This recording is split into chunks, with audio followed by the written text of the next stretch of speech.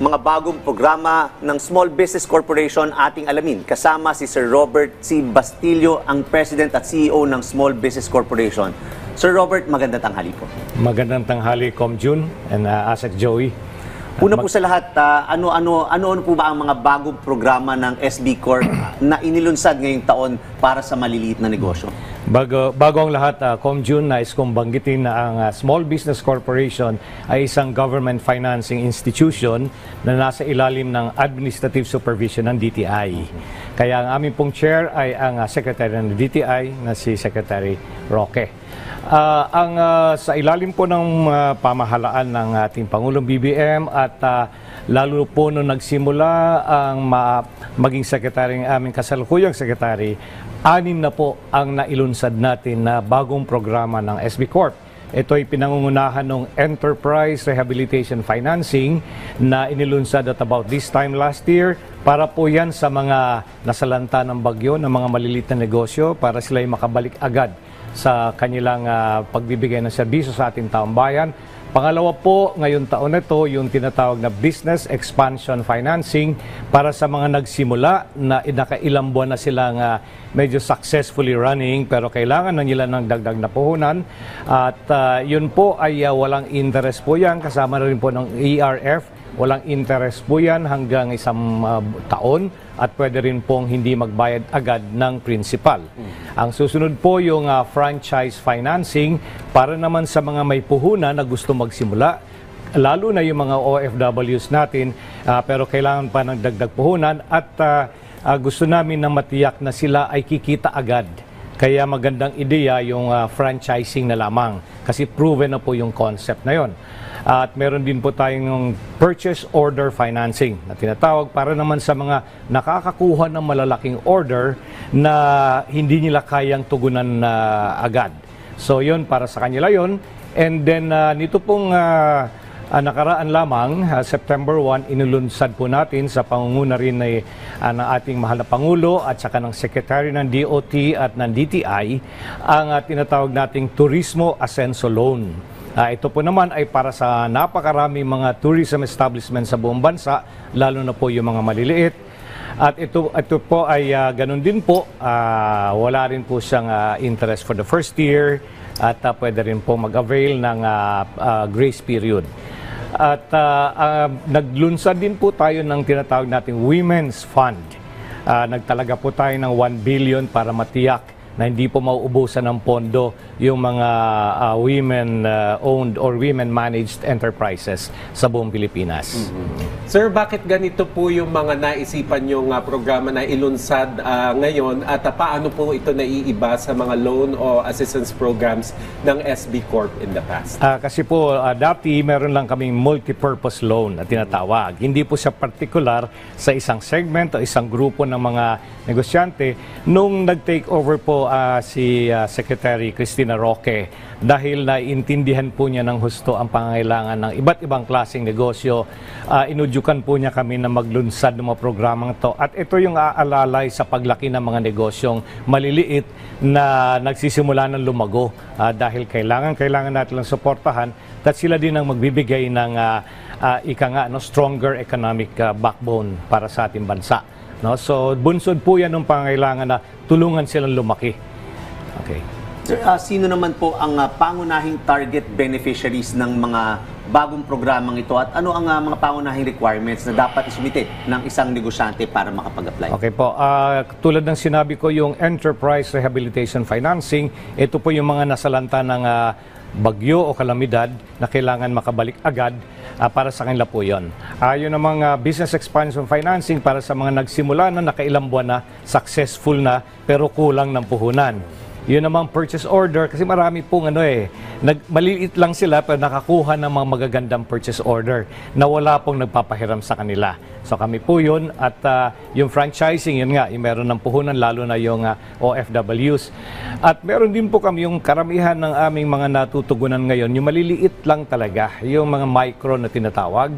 Marami po yun. Yun naman po ay yung kasalukuyang programa namin na multipurpose loan.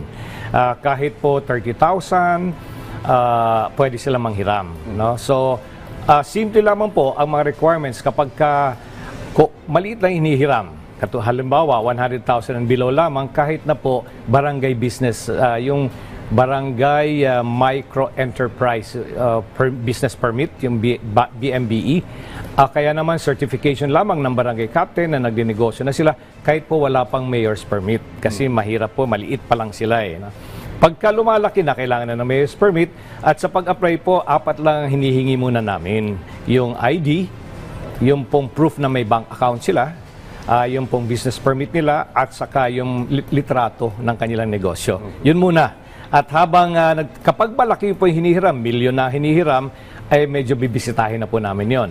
At saka hihingi ng ilan pang requirement like katibayan na ganito kadami ang sales nila, o kaya naman bank statement. Pero kapag kayo maliliit lang, 100,000 hanggang 300,000, mabilis na po yun. Mabilis po yun. May credit scoring system kami na AI-enabled. No? So, pag nag-apply po sila, alam na namin kung sila ay magbabayad o hindi. No? Alam na namin kung ano yung probability of past due or probability of default. So, within 1 day hanggang 1 week, kaya po nating approvean yung maliliit na loans. Supposing, Sir Robert, meron nung basic requirements na sinabi nyo, paano sila mag-a-apply? Meron bang online application o yung traditional pa rin na application process? Online na po tayo ngayon. Digital na po. So, meron kaming tinatawag na SB Corp Money App. No? Sa ngayon, wala pa siya sa Google Play Store. Parating pa lamang. Pero pwede nila sa Chrome i-download. I-type lang po yung app.sbcorp.ph. Ulitin ko po, app.sbcorp.ph. Pagka tinype yon at in-enter, lalabas po yung landing application page at pwede rin nilang i-download doon.